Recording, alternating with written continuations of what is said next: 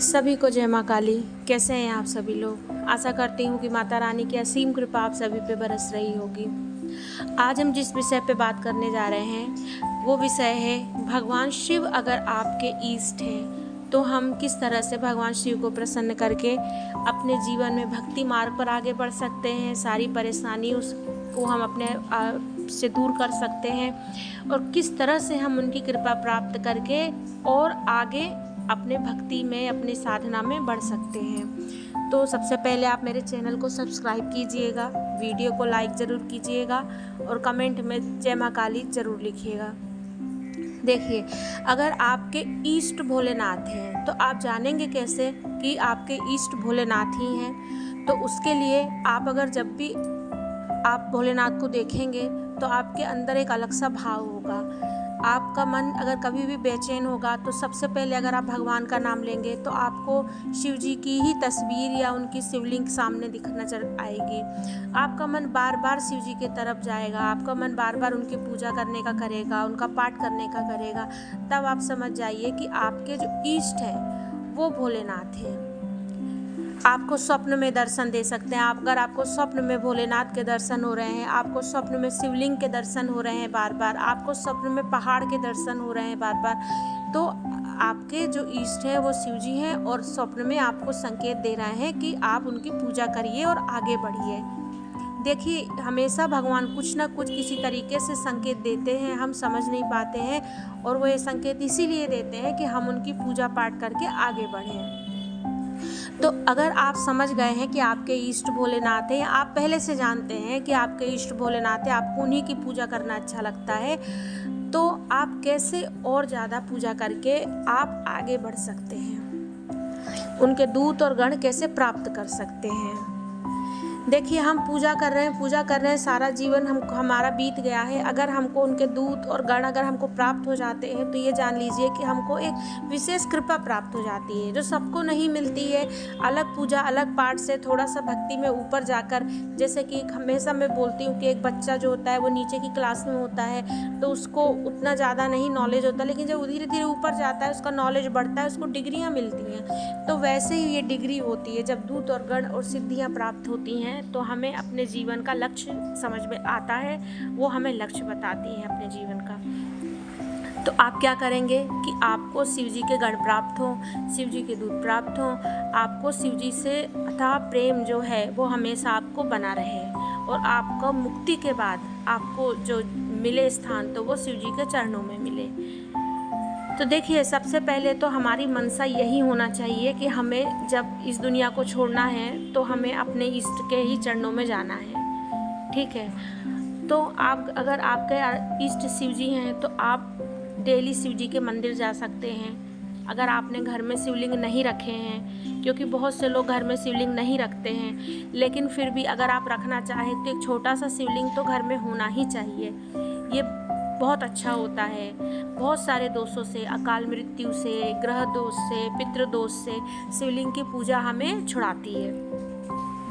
लेकिन अगर आपके घर में शिवलिंग नहीं है तो आप मंदिर में जाके शिव जी की पूजा करिए, शिव जी को जल चढ़ाइए।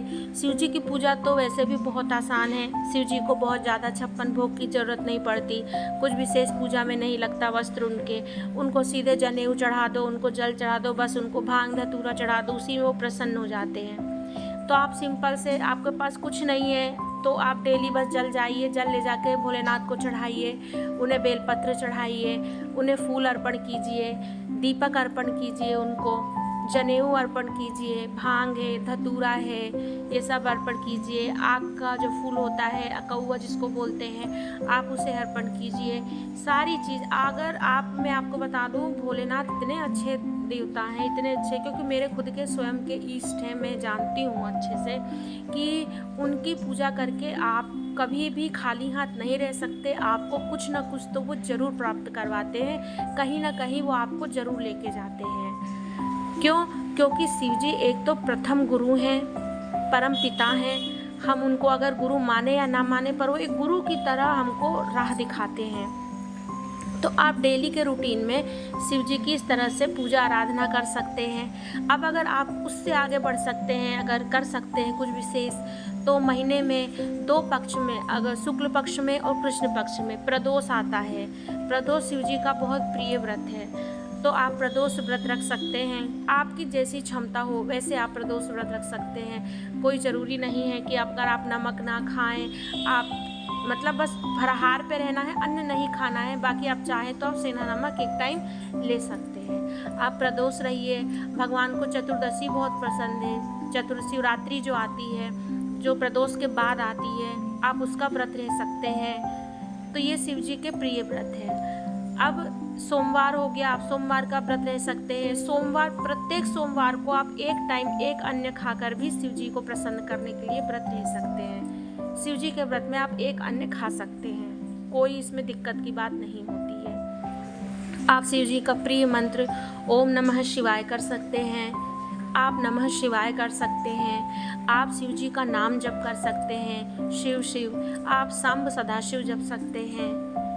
आप महामृत्युंजय जाप का आप स्मरण कर सकते हैं, मंत्र का। उसको बोल के नहीं किया जाता, उसको आप अंदर ही मन से आप महामृत्युंजय जाप कर सकते हैं।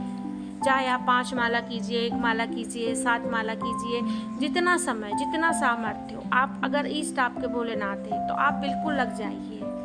अगर आप दिन भर काम कर रहे हैं, ऑफिस गए हैं, ड्यूटी गए हैं, आपको उतना समय नहीं है, तो आप मन में शिव शिव शिव शिव शिव, शंभु शंभु शंभु शंभु, सांब सदाशिव, आप ये जप सकते हैं। तो इस तरह से आप शिव जी को पूजा पाठ करके आप शिव जी की कृपा प्राप्त कर सकते हैं। इसके बाद एक चरण और है कि आप ये कार्य करके भी शिव जी को प्रसन्न कर सकते हैं। जिन्हें जो शिव जी को बहुत ही ज़्यादा पसंद है वो है पार्थिव शिवलिंग की पूजा।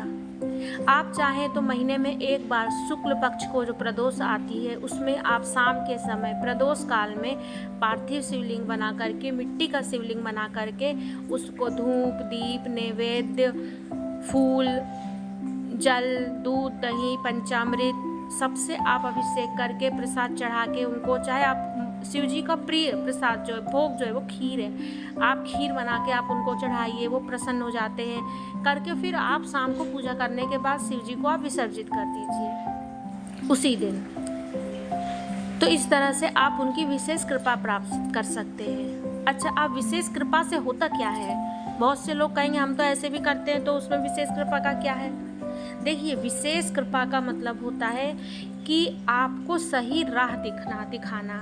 एक पूजा वो होती है जो हम धन दौलत घर ये सब परिवार की चाह में करते हैं, लेकिन जब आप विशेष तरह से एकदम रम जाते हैं पूजा में, जब आप बिल्कुल उन पे विश्वास अटूट आप कर लेते हैं, तो आपको वो सही राह दिखाते हैं कि असली में जो सही राह है वो क्या है।